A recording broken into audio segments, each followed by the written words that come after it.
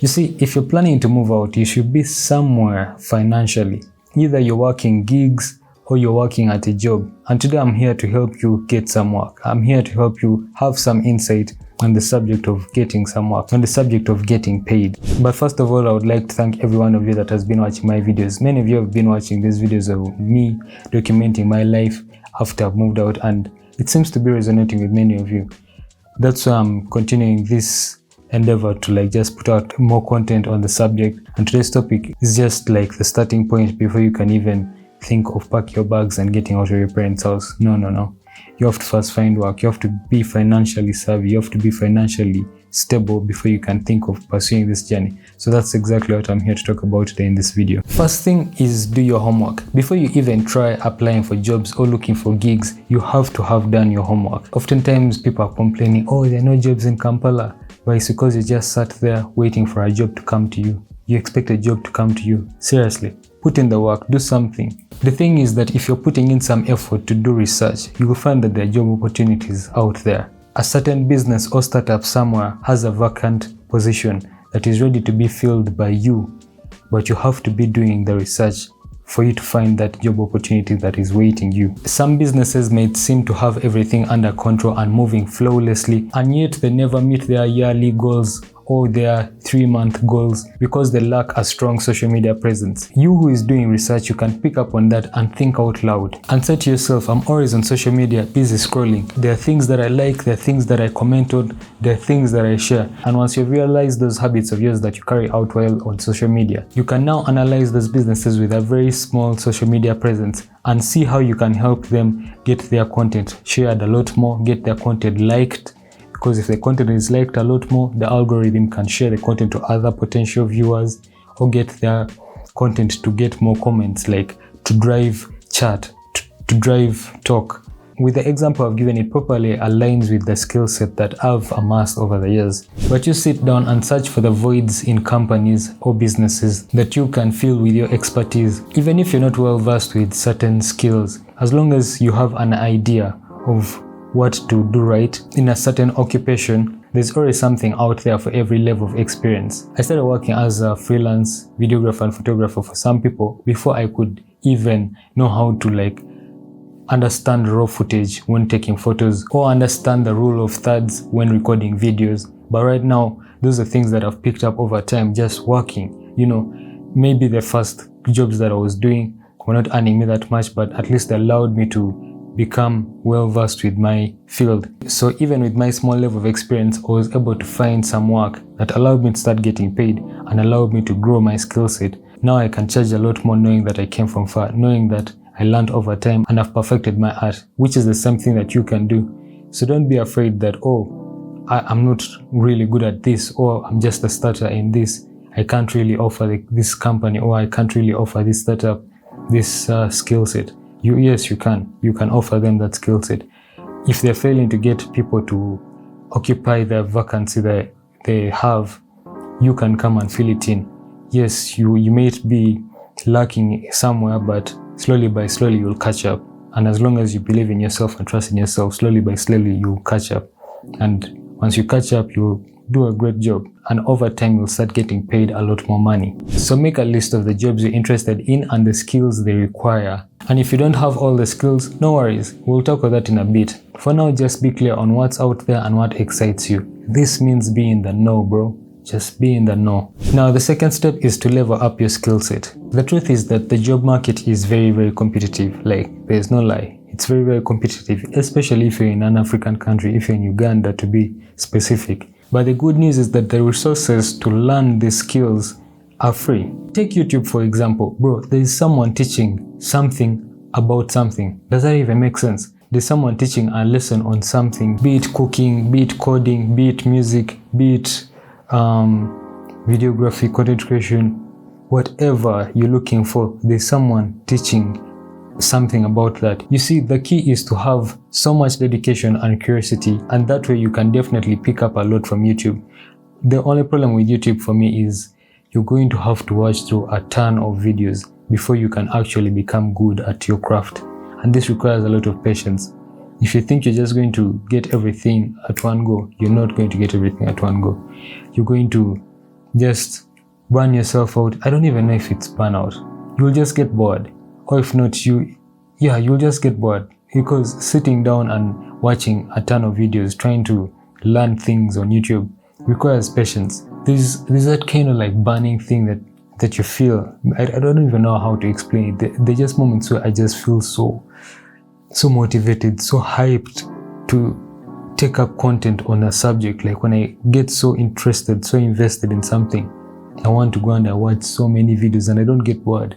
It doesn't feel boring when you have that fire burning inside of you. Everything just seems to open up your eyes. Like you even lose sleep. The entire night you're just watching YouTube.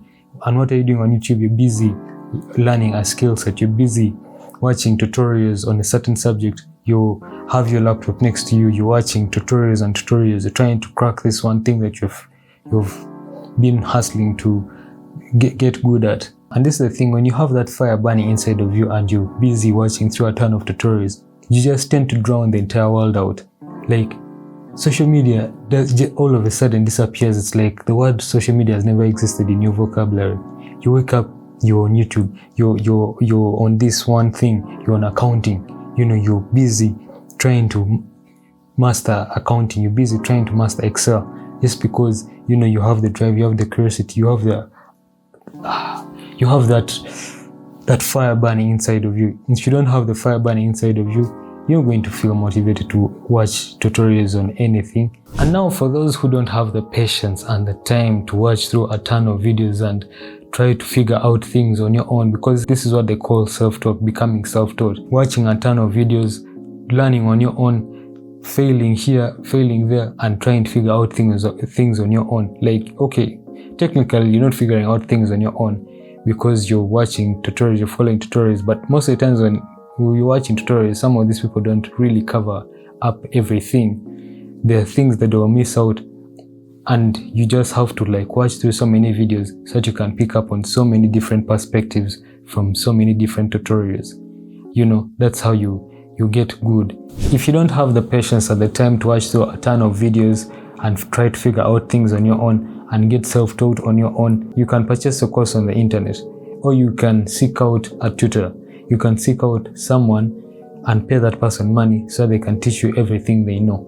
That's also another way just to save yourself time, because when learning on your own, it's going to take you a while and you might lose motivation. You might lose the hype to learn this new skill set. Also, when you have someone teaching you physically, you can ask them questions in real time and they give you explanations in real time. They help you out with the issue in real time, so you get better on the go, as opposed to trying to figure out things, as opposed to watching so many videos on YouTube. Sites like Udemy, sites like Skillshare have courses in which people talk about topics in depth. Like someone creates an entire, like it's 5 or 4 hours worth of content just talking about a subject and trying to like get you to understand a subject. So you can pay a subscription, say on Skillshare. It's not even sponsored. The video isn't sponsored. If you're thinking it's sponsored, it's not sponsored. But you can pay, what do they even say? You can pay a subscription on Skillshare and then just pick out like 2-3 courses to watch and fully watch.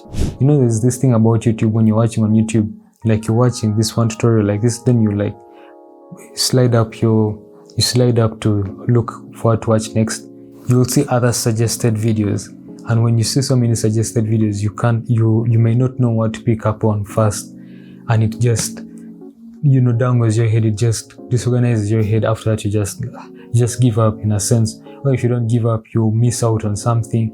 You pick up on this other one, but you miss out on the other one. But when you go on a site like Skillshare and you're watching like a course that someone has put out, someone is going to talk on a subject in depth, and also there's limited distraction. There's no distraction. You simply just watch what that person is talking about with no other suggestions coming up like you see on YouTube. So that's definitely the best advantage of paying for a subscription on any of these sites, Udemy, Skillshare. Every skill you add is a step closer to learning a job that will help you live independently. So learn as many skills as you can, though specializing is the way to go.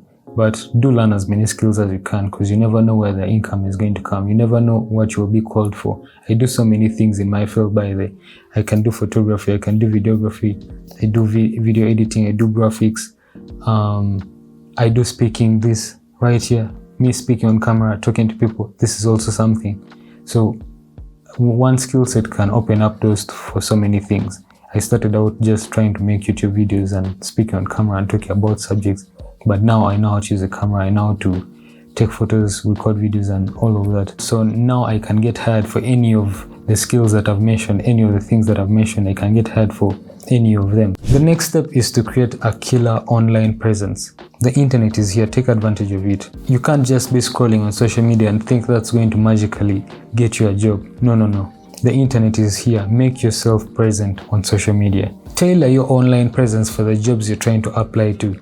You can't be having an Instagram account set up with you popping bottles, you smoking hella shisha, you going out all the time, and you think you can land a job as a consultant at a farm or something like that. You just can't, man.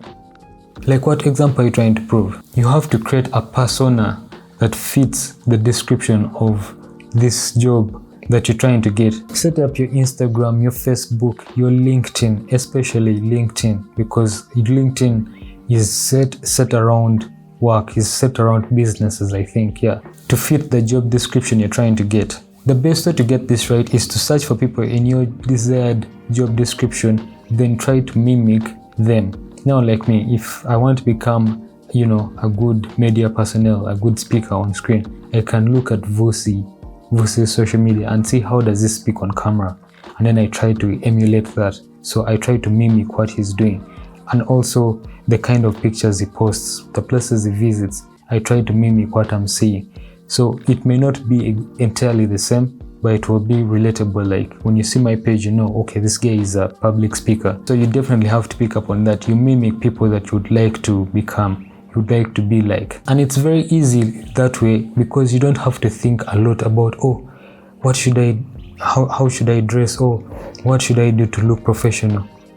Is this professional if I do this? Or is this not professional if I don't do this? What am I saying? Am I mixing it up? But if you just find someone that you can pick up on, and you're like, okay, this person, I like how this person presents himself. Many people follow him because of this persona that he puts out on his socials. Then I can pick up on that and become like this person. And don't say to yourself, I'm me, I have to stay original, I don't have to copy.